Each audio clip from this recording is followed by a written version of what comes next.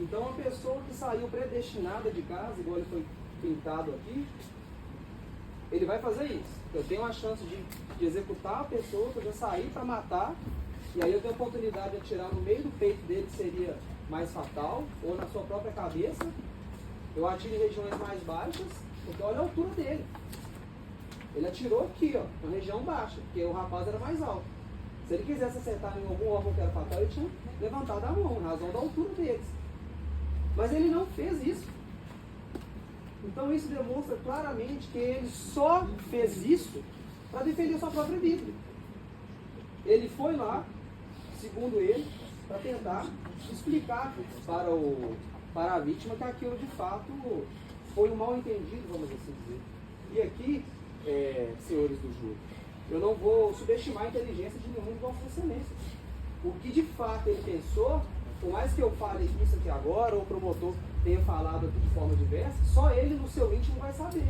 Só que a gente tem que trabalhar com os fatos, e os fatos dos nossos juízes. E se a intenção dele de fato fosse matar, ele poderia ter corrido atrás da vítima depois de ter disparado, poderia ter atirado lá dentro do bar, que já estava na porta dessa arma, tanto que o rapaz que foi preso junto com ele aduz isso, que quando ele rumava para a casa dele, eles já foram para casa, então ele já estava na porta dessa arma. E nem assim ele atirou na vítima. Ele buscou um meio alternativo, que foi o taco de sinuca, igual o Vavá falou. Que, por exemplo, pelo menos com aquele taco de sinuca, seria menos lesivo, vamos assim dizer, ele poderia estar ali em pé de igualdade, considerando que ele estava já com essa faca, confundindo por, no mínimo 2 vezes, igual já foi falado. Então, o que a defesa requer aqui, ao conceito de sentença, é que seja reconhecida a legítima defesa. O réu, nas oportunidades que ele teve de fala, hora nenhuma, ele subestimou a inteligência de ninguém. Ele falou claramente, falou lá no depoimento dele, falou, olha, de fato eu matei, de fato eu atirei. A questão toda é que não foi desse jeito. A pessoa que ela não quer ser punida, ela vai falar o quê? Que não matou. Nós estamos diante aqui de uma situação que não tem arma do crime. Cadê a arma do crime? Não tem. A gente poderia se agarrar aqui no primeiro depoimento da esposa da vítima. O que ela falou? Eu só ouvi os disparos. Ela é a testemunha ocular. Tirando os dois, foi a única que testemunhou. Eu poderia me agarrar a isso aqui e subestimar a inteligência de vocês e falar, olha aqui, ela falou que não viu. Então como é que está falando então os dois? Mas mesmo sabendo que isso foi o primeiro documento do processo, isso foi no REDS, foi no dia.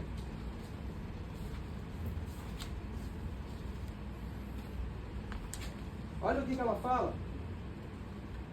Os militares ouviram ainda a companheira do Albino, e esta informou que depois do primeiro desentendimento ocorrido no bar, ela e o Amásio saíram para sua casa, mas o Albino retornou para a rua, depois voltou dizendo que o tapa que o indivíduo baixinho havia lhe dado não ficaria de graça.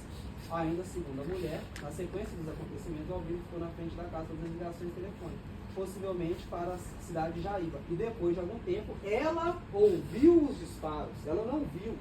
Aí eu poderia chegar aqui e falar, não, que ela está falando que só ouviu, então ela não viu nada. Mas nem por isso a gente está usando desse subterfúgio para querer a absolvição do Elcimar.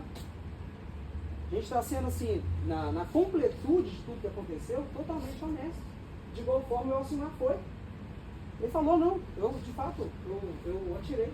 Mas foi mediante essas circunstâncias. A circunstância que se apresentou para mim foi essa. Então eu não tive uma outra escolha.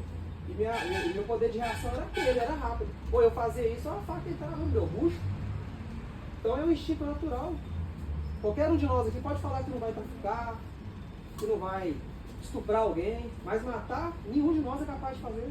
De falar que não vai matar. Porque a gente não sabe do dia da manhã. A gente não sabe em qual situação que a gente se encontra, de perigo. A gente não sabe. Então é uma situação que qualquer um de nós pode se expor a ela. Só que no dia de hoje, quem foi exposto foi o Elcimar. Toda a situação pretérita, o Ministério Público falou, foi um motivo fútil. Pode ser que lá no momento da briga do bar, de fato seria um motivo fútil. Só que lá não tinha acontecido homicídio. Lá o que tinha era só uma briga. O homicídio aconteceu depois. E qual que era o motivo? Ou eu matava ou eu morria. Isso é motivo fútil? Isso não é motivo fútil. Foi as circunstâncias que ele se viu. Ou eu atirava ou a faca entrava em mim. Então o motivo do homicídio é nesse momento, e não antes, após a briga do bar. Porque lá não tinha homicídio ainda, então não há se falar de um motivo fútil, porque foi uma briga do bar. E de igual forma, recurso que impossibilitou a defesa da vítima foram tiros frontais de longa distância. Isso não estou falando, não. Está aqui, o perito que falou.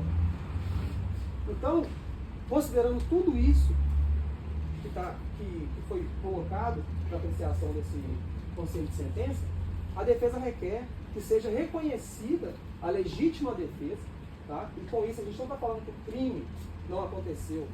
Ele aconteceu e ele confessou que aconteceu.